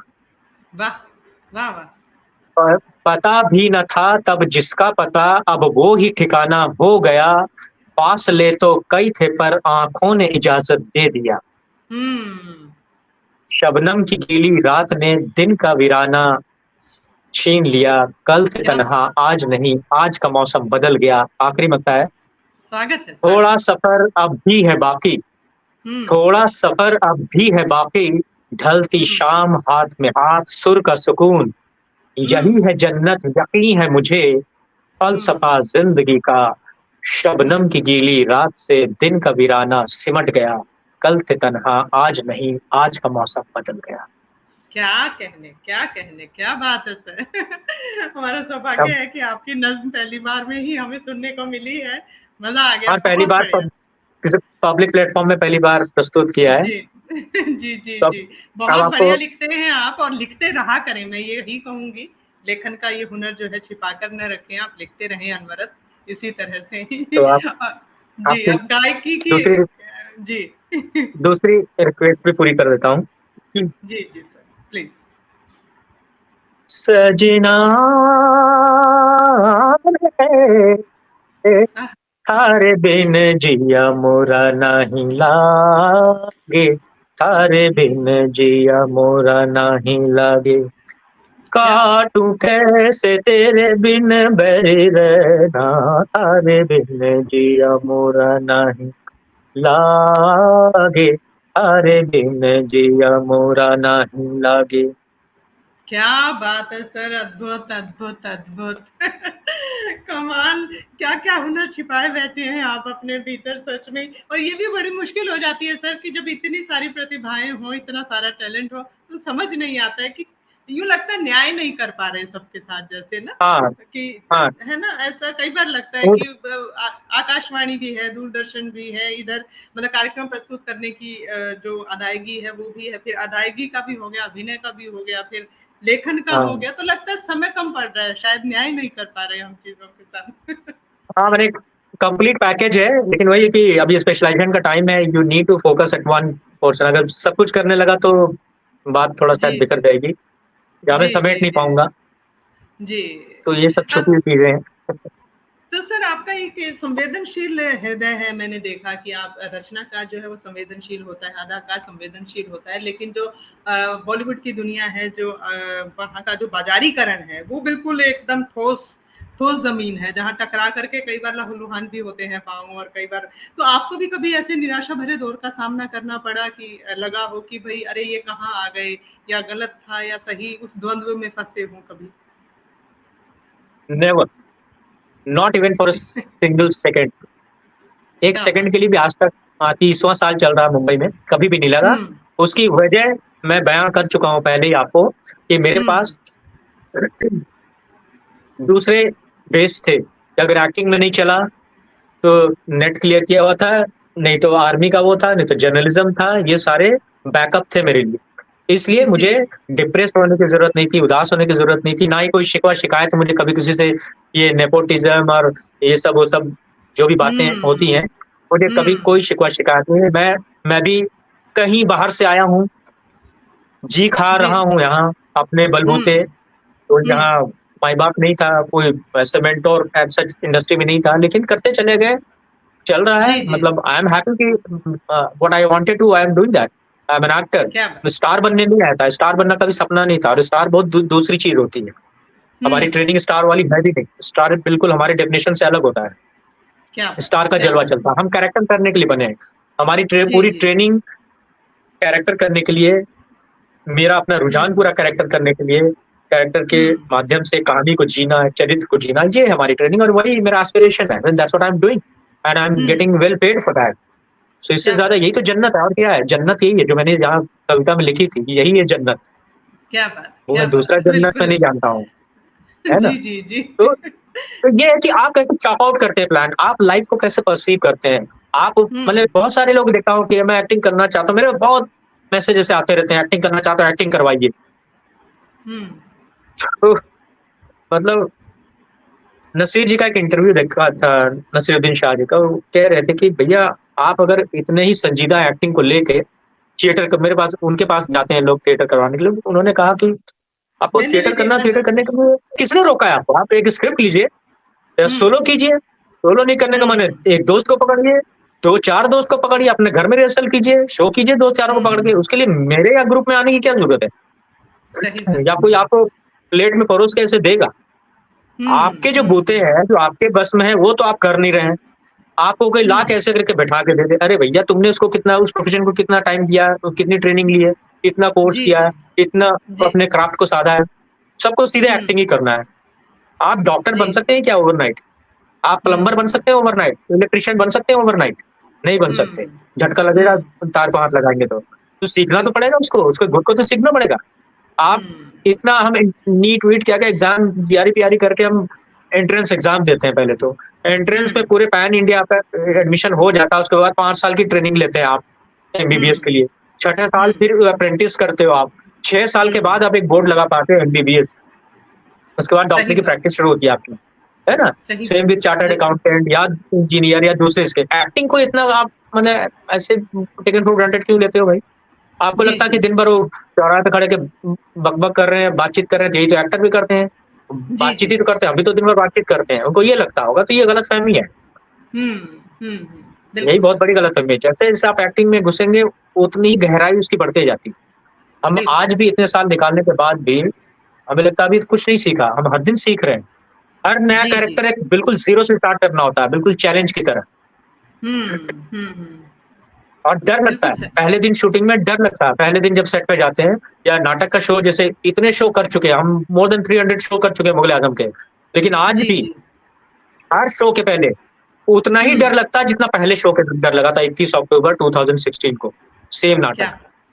क्या बात जी हर जी बार ऑडियंस चेंज होती है हम्म और उस ऑडियंस के चेंज होने से मन में भय आता है। हम्म तो क्योंकि सर ये भी तो वो होता है ना, तभी होता है। कामयाब होना भी कठिन है लेकिन कामयाबी पर बने रहना, उस शिखर पर पहुंचकर अपने आप को बनाए रखना भी तो उतनी ही जद्दोजहद है। हाँ, हमारा तो कुछ नहीं मैडम, आप स्टारों से पूछें, जो सो जी कॉल्ड ए लिस्टर स्टार्स हैं, जी उनकी जी लाइफ जी कितनी माने थिन रेड लाइन पे, तलवार की धार पे बैठे होते हैं। शेल्फ लाइफ कितनी होती है, उसमें इतने सालों तक टिके रहना एज़ स्टार, क्योंकि अब वो चाचा नहीं बनेंगे, भाई नहीं बनेंगे, है ना? उनको हीरो ही बने रहना है। तो उनकी हाँ ज़िंदगी सोचिए, कितनी बहुत बड़ी मुश्किल चैलेंज है। जो लोग बोलते हैं अरे वो तो अय्याशी करते हैं, ये करते हैं, वो करते हैं, तो भाई तुम भी कर लो अय्याशी, किसने मना किया? तुम भी सिक्स पैक बनाओ, तुम भी वो हार्ड रिजिम फॉलो करो, तुम भी जी उतना जी कर पाओ, जी किसी ने रोका है? नहीं ना। आप जी जी जैसे आप चाहे मिस्टर अमिताभ बच्चन, वो भी बाहर से आए, ठीक है? आप माने बहुत सारे स्टार सब बाहर से आए। माने बहुत कम है जिनको ऐसा रेडीमेड मिला। बहुत सारे स्टार आप नाम लीजिए, आप थोड़ा-सा पढ़ के आप देखिए, तो बिल्कुल बहुत लोग सर बाहर से आए। सबने अपना मकाम बनाया ना, चाहे अक्षय कुमार हो, चाहे शाहरुख खान हो, चाहे मिस्टर अमिताभ बच्चन हो, चाहे जिनकी डेथ हो गई सुशांत सिंह राजपूत, सबने कहीं-कहीं से आके कुछ-कुछ करके ज़िंदगी में, और जिसके ज़हन में था कि मुझे एक्टिंग करना है, उसके प्रति अपनी सिंसियरिटी, हार्ड वर्क, वो सब करके अपनी जगह पहुँचे। बिल्कुल बिल्कुल तो बिल्कुल लोग ये भूल जाते हैं, इस आज हमारी इस इंटरव्यू का शायद यही इनसाइट होगा कि आप देखे जाने कि आप किसी को सिर्फ़ वो रेडी फेस देखते हैं कि हमने इसको देखा तो हमें ऐसा बनना है, या ये लाइफ़ बड़ी अच्छी है, हमें एक्टर बनना है। एक्टर जो है एकदम हँस खेल गा, जब देखो ठुमके ही लगा रहे हैं, लाल पीली हरी नीली रोशनी में डांस ही कर रहे हैं, जहाज़ से उतर रहे हैं, फैन फॉलोइंग यही सब देखते हैं। थोड़ा ज़ाती ज़िंदगी में भी जाके देखिए कौन कहाँ से आया, कैसा सफ़र किया है और क्या-क्या लाइफ़ में उनकी भी कॉन्फ्लिक्ट्स हैं, दिक्कतें हैं, जी जी जी इनसिक्योरिटीज़ हैं। बिल्कुल सर बिल्कुल दूर के ढोल बड़ी सुहावन। जद्दोजहद जी जी जी बिल्कुल बड़ी जद्दोजहद है और अगर सिर्फ शूटिंग भी देख ले तो भी अंदाजा हो जाएगा सबको कि एक ही सीन को बार बार उतने ही इमोशंस के साथ करना भी कितना कठिन काम है, तो ये और बहुत मुझे स्वातिनी जी, एक ये भी बात है ना कि मुझे एक मेरे किसी दोस्त के फादर ने ऐसे कहा था, जो आज तक चुभी हुई है मुझे, कि अरे यार राजेश, इसको भी ले जा यार, मनोज को, ना गल्ले पे बैठता, ना ठीक से पढ़ाई लिखाई करता है यार, अपने से एक्टर बना दे यार। मतलब जो पढ़ाई में ठीक नहीं है, गल्ले पे नहीं बैठ रहा, बाप की दुकान पे नहीं बैठ रहा, किसी काम का नहीं, उसको एक्टर बना दे। ये थी इमेज उनके जहन में। तो ऐसे हैं लोग अभी आज भी, कि जिसका कुछ नहीं हो रहा उसको एक्टर बना दो, जो किसी काम का नहीं उसको एक्टर बना दो। तो ये सच नहीं। अगर वो देखना है तो एक बार उतर के देखें, है ना। ये खुला फील्ड है ना, ये जमीन है जहाँ जंग लड़नी होती है आपको। तो हथियार सब आपके पास होना चाहिए। हाँ, युद्ध क्षेत्र है, कर्म भूमि है। आपको यहाँ पत्थर से पानी निकालना है। हम सब पत्थर से ही पानी निकाल रहे हैं आज भी आके यहाँ, ठीक है। और आपके पास जज्बा है, आपके पास वो हुनर है, आप उसको और तराशते हैं अपने क्राफ्ट को, तभी आप टिकेंगे। अपडेट रहना भी पड़ेगा, नहीं तो शेल्फ लाइफ होगी छोटी सी, चले जाएंगे। एक में कहीं ब्रेक मिल गया, कहीं कुछ मिल गया, उसके बाद फिर आगे की जिंदगी आपकी अंधियारी रात होगी। बिल्कुल बिल्कुल, बहुत कठिन है राह पनघट की। ये बिल्कुल आसान नहीं है रास्ता। प्रशिक्षण के साथ आए, बाकायदा ट्रेनिंग लेकर के आए। ये सीख है कहीं ना कहीं राजेश जैस सर की, कि तरीके से आए। अगर इस फील्ड में आना है तो जो है संघर्ष तो हर उसमें है, लेकिन आप कामयाबी अगर पाना चाहते हैं तो मेहनत भी उतनी ही करनी होगी, ये जरूरी बात है। और सर कुछ और आप युवाओं को कहना चाहें, कोई संदेश देना चाहें अपनी तरफ से? संदेश सबसे बड़ा यही है कि आज मुझे लगता है कि जितना मीडिया का जितना रीच हो गया है, जो आज जिस मुकाम पे है एंटरटेनमेंट इंडस्ट्री, ये बहुत लोगों को भाता है ऑब्वियसली। तो बहुत अच्छी बात है, क्योंकि मीडिया अब सिर्फ एंटरटेनमेंट का माध्यम नहीं रहा, आपकी पढ़ाई लिखाई में भी घुस गया है, आपके एजुकेशन के सिस्टम में भी घुस गया। बिना मीडिया के आप अपना प्रोजेक्ट भी नहीं बनाते शायद, उसमें भी मीडिया की जरूरत पड़ती है ना। स्कूल कॉलेज में जब सिनेमा सीखे हुए लोग आपको प्रोजेक्टर से पढ़ाते हैं, वो फिल्में बना के पढ़ाते हैं, तो ये सब सिनेमा का ही अंग है। तो इतना कॉम्प्रिहेंसिव हो गया है, तो आप इसको अंडर एस्टिमेट नहीं कर सकते। मेरे ख्याल से कहीं मैंने पढ़ा था, पता नहीं वो स्टैटिस्टिक कितना सही, कि 60 लाख करोड़ की इंडस्ट्री है, 60 लाख। अब उसमें इतने लोग इन्वॉल्व हैं, ये एक बहुत बढ़िया एम्प्लॉयमेंट सेक्टर है, जिसके 16 to 17% CAGR है, कंपाउंडिंग एनुअल ग्रोथ रेट इसका 16 to 17% पर एनम है। सो this is not a joke, ये टॉप में। उसके बाद आता है फिर IT का, तो IT से भी ऊपर सबसे नंबर 1 इसका है CAGR। तो वो छोटी मोटी इंडस्ट्री नहीं है, और तो इस इंडस्ट्री का भविष्य भी उज्जवल है। तो इसमें जो लोग आना चाहते हैं, जो वाकई आना चाहते हैं, ऐसे टाइम पास नहीं कि खाली हीरो बनना, चेहरा दिखाना, अगर वो चाहते हैं तो फिर आप एक बार फिर से अपने आप को चेक कर लें कि कितना रियलिटी चेक करना जरूरी है अपने बारे में। जी कि कितना ऐसा ना हो कि आप आके यहाँ धक्के खाएं, उम्र भी निकाल दें, ना इधर के रहे ना उधर के, ना इंजीनियर बन पाए, ना कोई और नौकरी कर पाए, और एक्टिंग की भी उम्र निकल गई। तो ऐसा भी ना हो। तो अच्छे से ठोक बजा के मेंटोर ढूंढे, 10 लोगों से पूछे, जाने, बातचीत करें, अपने आप को भी टटोलें कि ऐसी मोमेंट्री है या really you want to be an actor और डायरेक्टर और राइटर और DOP जो भी करना चाहें। तो वो टटोल के फिर अच्छे तरह से पहले तो आप रियलिटी चेक करें अपने बारे में कि क्या आप सीरियस हैं, उसके बाद क्या आपके पास रिसोर्सेज है उसको अचीव करने के लिए, क्या आपके पास उतना समय है उसको मांझने के लिए, उतनी ट्रेनिंग, उतना क्राफ्ट सीखने के लिए। जी, किसी इंस्टीट्यूट में जाना हो तो उसके लिए रिसोर्सेज है नहीं है, स्कॉलरशिप है क्या है, वो सब पूरा चेक करना जरूरी है। और कितनी रिस्पॉन्सिबिलिटी आपके ऊपर, कितनी लाइबिलिटी है, वो सब भी देखना पड़ेगा। पता पड़ा आप इकलौते बेटे हैं, बेटी हैं, बाबूजी का पूरा धंधा जो आप पर टिका हुआ, बाबूजी अब थोड़ा कर नहीं पा रहे हैं, आप पर ही टिका है, तो अब पूरा धंधा ही बंद हो जाएगा आपके चक्कर में। जी जी, तो आप है ना, तो आप इस तरह की, क्योंकि सबके साथ एक जैसे सिचुएशन नहीं होती। किसी के बूढ़े माँ बाप होते हैं, घर परिवार देखना होता है, तो उनको भी एकदम अधर में लटका के आप अपना पैटर्न पूरा करने आए, ये भी अच्छी बात नहीं है। जी जी, तो उन सारी चीजों को, हर इंडिविजुअल केस अलग अलग है, तो आप अच्छे तरह से तो बता के सोच लें कि आपके पास पैशन है तो उसको कैसे परस्यू करना है, और करें। अगर डिसाइड कर ही लिया कि करना ही है तो फिर पूरी तैयारी से आए।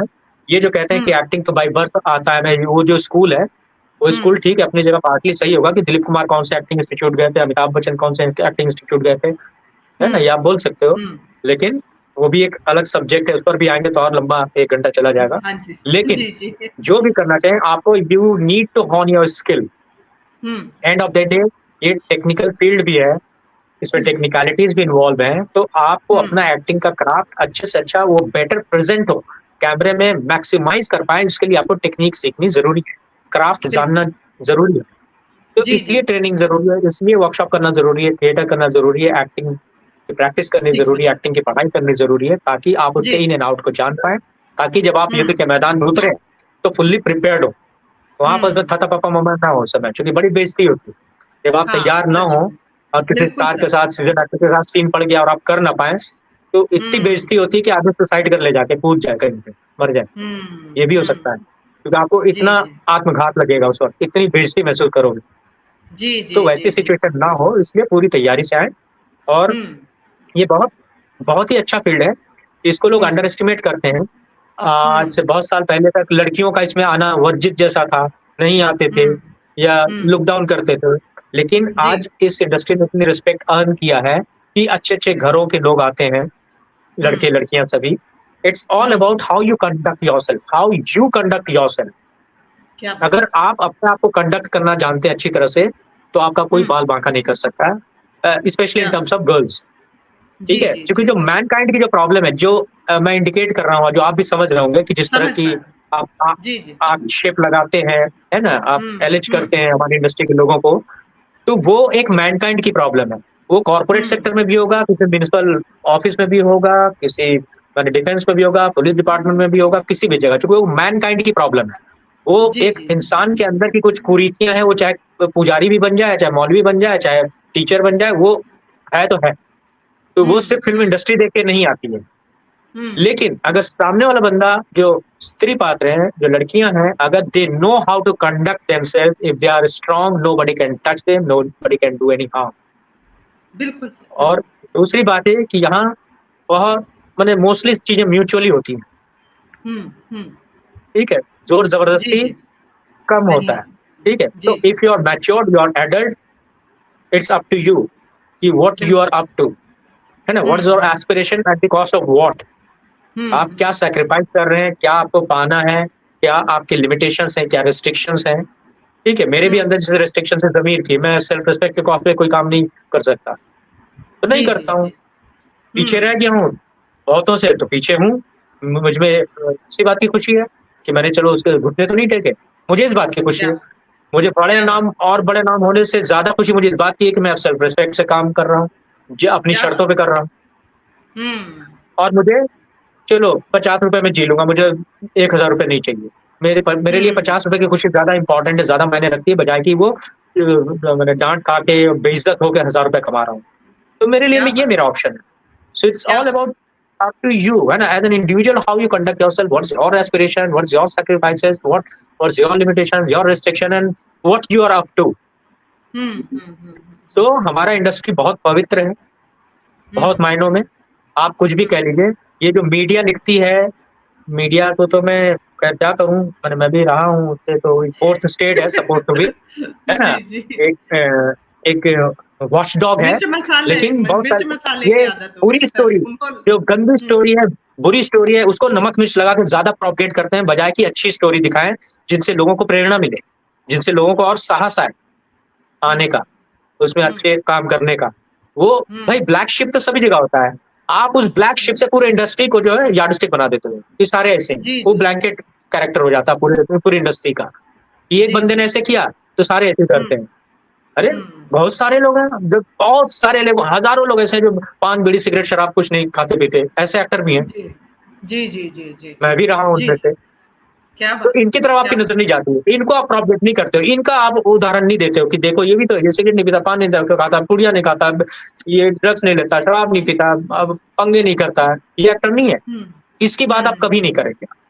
हुँ, आप सिर्फ़ हुँ, उस एक मसले को, पूरा मीडिया जो है उसको नगाड़ा बजा-बजा कर देगा और पूरी दुनिया भी मान लेगी कि सारे ऐसे ही होते हैं। हुँ।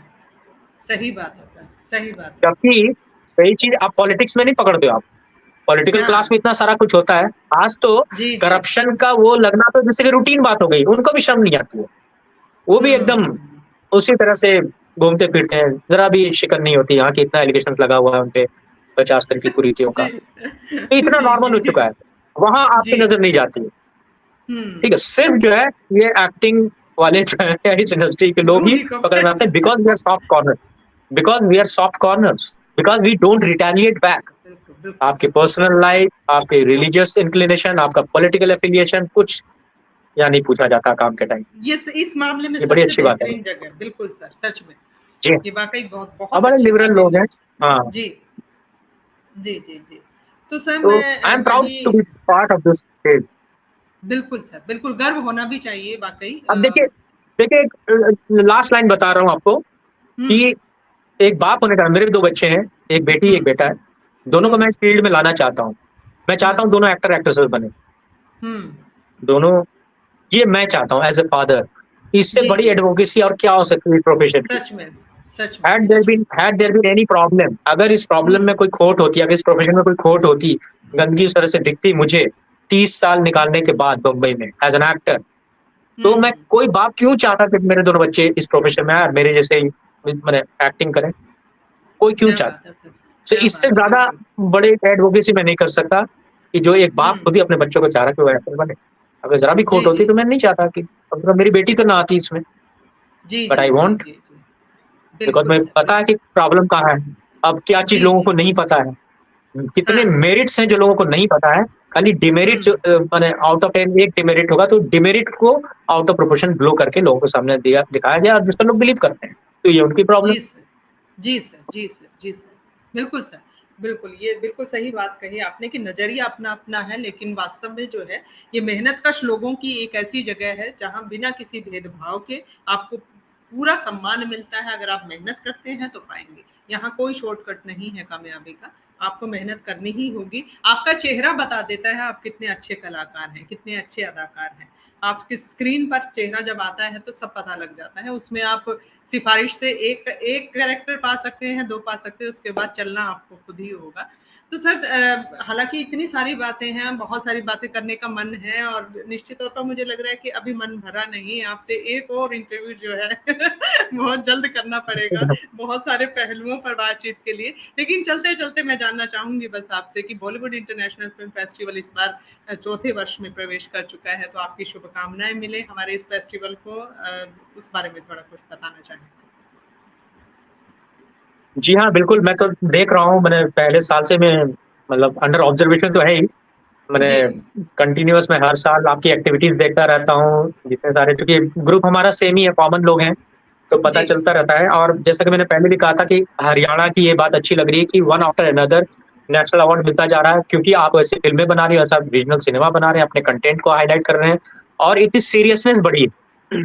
और मतलब hats off to Yashpal Sharma and Pratibha also कि वो लोग जिस शिद्दत से लगे हैं, यशपाल का तो क्या कहने, मैंने कुछ बोलूँगा तो लगे कुछ ज़्यादा ही बोल रहा हूँ, मित्र भी हैं, हुँ। एनएसडी जी, से भी है जी। तो लेकिन हम पर्सनल लेवल पे जितना जानते हैं, मैंने हुँ। अपना सब कुछ लगा दिया है यशपाल ने जी। जी, जी। और चाहे दादा लक्ष्मी के रूप में हो, चाहे बॉलीवुड इंटरनेशनल फ़िल्म फेस्टिवल हो और एक हुँ। ऐसी अच्छी माने पाक शुरुआत है ये, इतनी पायसनेस है जो आप काम कर रहे हैं अभी। अभी देखिए जो मैं तोहमत लगा रहा था मीडिया पे जो आप नहीं कर रहे हैं, आप उस स्टोरी को, अच्छी बातों को आप सामने प्रोपगेट कर रहे हो, वो लेके आ रहे हो, अपने जी। उन यंगस्टर्स को या वानाबी एक्टर्स को या वानाबी ये आर्टिस्ट बनना चाहते हैं उनके लिए। तो जी। ये आपका कॉन्ट्रिब्यूशन है, ये आपके प्लेटफ़ॉर्म का कॉन्ट्रिब्यूशन है कि आप you are taking the right thing for the right people जी, जो जी। कि जी। बाकी मीडिया नहीं कर रही है। सो ये हुँ। आपका एफर्ट बहुत ही पायस है, बहुत ही पवित्र है और इसके लिए मैंने ये हौसला अफ़ज़ाई की जानी चाहिए जो मैं कर रहा हूँ और जहाँ तक हो सकता है, जितना सपोर्ट हो सकता है, I am always ready for that thank और यू सर। हैट्स ऑफ, सलाम है आप सबके इस एफर्ट को। और आप बहुत जी, अच्छा जी। बोलती हैं। आप शुक्रिया आपके सर, शुक्रिया। शब्दावली बहुत अच्छे हैं, आपकी वोकैब्युलरी बहुत अच्छी है, शब्दकोश बहुत अच्छे हैं, आपका थैंक यू प्रेज़ेंटेशन बहुत सर। बढ़िया है। शुक्रिया सर, मेरे लिए बेशकीमती शब्द हैं आपके शब्द ना। बहुत आज मैं इतना बोल शुक्रिया। पाया, धारा प्रवाह इतनी बात हो पाई क्योंकि आपने सवाल उस ढंग से रखे, आपने मुझे इतना कंफर्टेबल किया, may be because of that. Thank you sir, thank you so much. और मैं तो वास्तव में सच कह रही हूँ सर, एक और हमें करना पड़ेगा इंटरव्यू, क्योंकि विचारवान होना, विवेकशील होना, अभिनेता होना, फिर मीडिया की लाइन से चूंकि आप पत्रकार के तौर पर भी जुड़े रहे, आकाशवाणी से जुड़े रहे, बहुत बहुआयामी व्यक्तित्व है, तो बहुत सारी चीजें आप कहना चाहते भी हैं और कह पा रहे हैं हर फील्ड के बारे में, तो बहुत गोलियां भी सारी चलाई, बातें गोलियां भी जी जी चलाई, ग्लाइडर भी जी उड़ाया। सर, जी जी बिल्कुल सर। और ये ईश्वर की तरफ से किसी किसी को उपहार होता है कि बहुत सी प्रतिभाएं एक ही व्यक्ति में हो, ये बहुत बड़ी नेमत है निश्चित तौर पर। और मुझे शकील जमाली साहब का वो शेर याद आ रहा है, मैं चलते चलते कहना चाहूंगी कि थोड़ा सा माहौल बनाना होता है, थोड़ा सा माहौल बनाना होता है, वरना किसके साथ जमाना होता है क्या बात तो है, बिल्कुल बिल्कुल। जी, तो बिल्कुल आपने सही बात। माहौल बनाया है, अच्छा लगा आपसे बातचीत करके, बहुत आनंद आया और इतना समय दिया आपने, इतने अच्छे से विस्तार पूर्वक हमसे बातचीत की, बहुत शुक्रिया सर, बहुत-बहुत धन्यवाद आपका।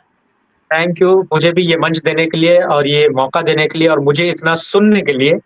एंड आई होप कि इससे 1-2 लोगों का भी भला हो जाए, वो भी कुछ अगर 1-2 बात सीख ले, तो बिल्कुल आई सर, थिंक आपके इस मंच का काम सफल हो जाएगा। Thank you very much. बहुत शुक्रिया सर, धन्यवाद। Thank you so much.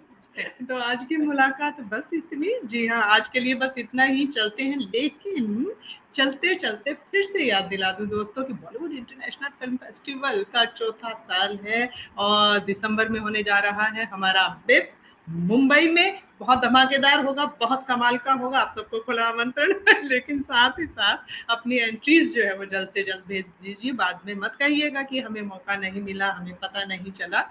तो आपको बता दूं कि अगर अभी आप अपनी एंट्रीज हमें भेजते हैं तो आप सबको दिया जाएगा 30% का डिस्काउंट। और एंट्रीज आप हमें भेज सकते हैं फेस्ट होम के जरिए, फिल्म प्रीवे के जरिए और हमारी वेबसाइट www.bifmumbai.com के जरिए।